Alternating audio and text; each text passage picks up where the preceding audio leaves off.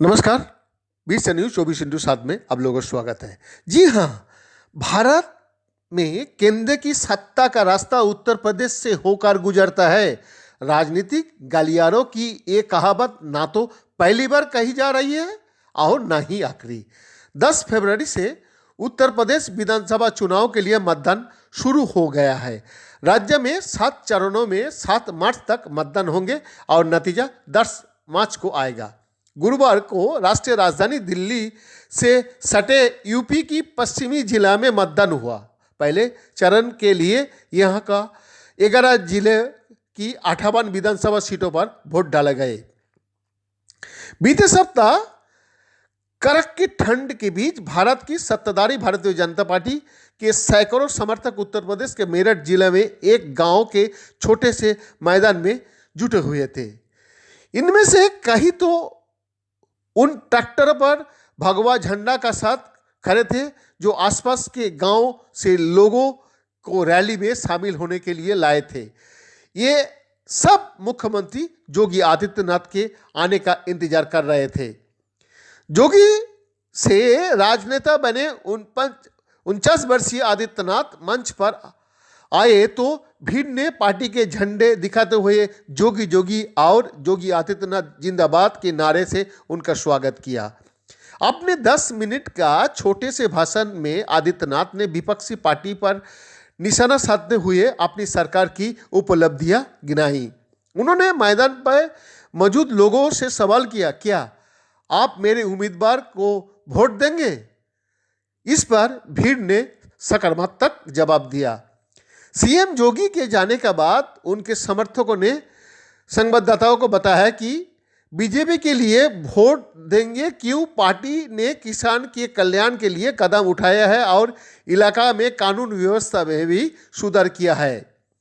इन सब के बावजूद ऐसे कई संकेत थे जो ये बता रहे थे कि पार्टी के लिए यहाँ चीज़ों उतनी आसान भी नहीं है। रैली में काले रंग की स्वेटर या जैकेट पहनकर पहुंचे लोगों को इन्हें खोलने के लिए कहा गया था।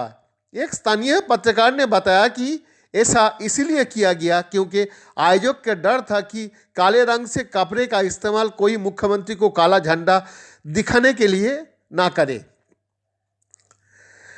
बीते कुछ हफ्तों में पश्चिमी उत्तर प्रदेश के अंदर ऐसा दर्जन भर से भी ज़्यादा मामले देखने को मिला जहां बीजेपी प्रत्याशियों पर कीचड़ फेंके गए, उन्हें काले झंडा दिखाए गए या फिर उन पर पत्थरबाजी भी की गए है। मेरठ और इससे सटे पश्चिमी यूपी की जिला में गुरुवार को 7 में से पहले चरण का चुनाव के दौरान मतदान हुआ। साल 2017 का बीते विधानसभा चुनाव में इस इलाका में लोगों ने बीजेपी को अपनी पहली पसंद बनाया, लेकिन इस बार ये राह थोड़ा मुश्किल है। यह बीजेपी के खिलाफ लोगों में गुस्से का अंदाजा ठीक 1 साल पहले का एक और कड़क की ठंड वाले दिन से लगाया जा सकता है, जब इस क्षेत्र से ताल्लुक रखने वाले प्रमुख किसान नेता राकेश टिकैत ने रोते हुए एक वीडियो जारी किया था। इस वीडियो में वो अपने समर्थकों से दिल्ली की सीमा पर डटे रहने का कह रहे थे। ये किसान केंद्र की मोदी सरकार के लाए 3 कृषि कानून के खिलाफ दिल्ली के अलग अलग सीमाओं पर नवंबर 2020 से ही विरोध प्रदर्शन कर रहे थे।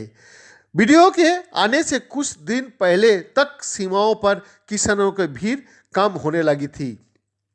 राकेश टिकैत का वीडियो तेजी से वायरल हुआ, जिसके बाद ट्रैक्टरों और ट्रकों में भर भर कर युवा धरनास्थल पर एक बार फिर जुटने लगे। मोदी सरकार का 3 कृषि कानून से पहले से ही नाराज इन किसानों का गुस्सा राकेश टिकैत का वीडियो वायरल होने से और बढ़ गया। किसानों ने इसे अपने नेता का अपमान के तौर पर देखा। इसके बाद गाजियाबाद सहित दिल्ली के अन्य सभी सीमाओं पर नवंबर 2021 यानी तब तक किसानों का प्रदर्शन जारी रहा जब तक पीएम मोदी ने तीनों कृषि कानून को वापस लेने की घोषणा नहीं की। कानूनों को आपस की टाइमिंग इसलिए भी अहम थी क्योंकि देश के 5 राज्य में विधानसभा चुनाव सिर पर था। विशेषज्ञों ने कहा कि कानून इसलिए वापस लिया गया क्योंकि मोदी और उनकी पार्टी की पश्चिमी उत्तर प्रदेश में अपना मतदाताओं का खोने का डर था। लेकिन कानून वापसी तक पर्याप्त नुकसान हो चुका था जब अब राकेश टिकैत राज्य में बीजेपी विरोधी किसानों का चेहरा बन चुका है। साल 2017 में इस क्षेत्र में विधानसभा की 17 में से 50 से अधिक सीटों बीजेपी को मिली थी। यूपी में विधानसभा की कुल 403 सीट है।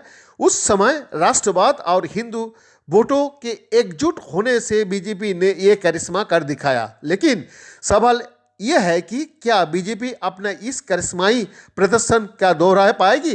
राकेश टिकैत ने यूं तो किसी भी पार्टी का साथ गठबंधन में नहीं किया है, लेकिन उन्होंने अपने समर्थकों को ऐसे पर्याप्त संकेत दिया है कि वो किसानों को अपमान करने वाली पार्टी को वोट ना दे।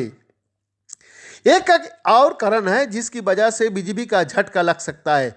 भूली बिसरी क्षेत्रीय पार्टी राष्ट्रीय लोक दल का जयंत चौधरी का नेतृत्व में एक बार फिर से वो उभरा। भारत का पूर्वी पीएम चौधरी चरण सिंह का पोते और अलग अलग सरकारों में मंत्री रह चुके अजीत सिंह के बेटे जयंत चौधरी ने आरएलडी में एक बार फिर जान फूंकी है। साल 2017 में आरएलडी की अपने मजबूत गढ़ों में भी बीजेपी से हारना पड़ा था, क्योंकि उस समय वहां अहम भूमिका निभाने वाले जाट समुदाय ने पार्टी का साथ नहीं दिया था। जाट हिंदू मतदाताओं की एकजुट करने की भाजपा की रणनीति का उस भरपूर फायदा मिला था, लेकिन इस बार किसान आंदोलन में बड़ी भूमिका निभाने वाले जाट वोटर बीजेपी के साथ ही रहेंगे, इसके कोई गारंटी नहीं है। आंदोलन के दौरान खुलकर किसानों का पक्ष में बोलने वाले जयंत चौधरी का उस समय बहुत समर्थन मिला जब अक्टूबर 2020 में उन पर पुलिस के हमले का वीडियो वायरल हुआ। हथरास बलात्कार पीड़िता का परिवार से मुलाकात के लिए जाते समय पुलिस ने जब चौधरी को रोकने के लिए बल प्रयोग किया तो वो चोटिल हुए। उस समय से रेप मामले इसलिए तूल पकड़ता गया क्योंकि पुलिस ने कथित तौर पर वीडियो की शव का परिवार की इजाज़त के बिना ही अंतिम संस्कार कर दिया। पुलिस ने आरोपों को खारिज किया, लेकिन इससे विपक्षी पार्टियों के योगी आदित्यनाथ की सरकार पर हमला करने का मौका मिल गया। उत्तर प्रदेश चुनाव के लिए जयंत चौधरी ने समाजवादी पार्टी के साथ गठबंधन किया है। राज्य में सपा मुखिया अखिलेश यादव ही अभी तक योगी आदित्यनाथ की सबसे बड़ा प्रतिद्वंदी माने जा रहा है। आरएलडी का किसानों का बीच बड़ा समर्थन है, तो वही सपा का पास मुसलमान और पिछड़े जातियों का वोट का आधार है। पश्चिमी उत्तर प्रदेश का कुल वोटरों में से ये 26% से ऊपर है। अगर ये तीनों समुदाय एक तरफा वोटिंग करेंगे, जिसकी विशेषज्ञों संभावना जता भी रहे हैं, तो ये निश्चित तौर पर बीजेपी के लिए चुनौती भरा साबित होगा। बैद्यनाथ दास का रिपोर्ट, बीरसा न्यूज 24/7।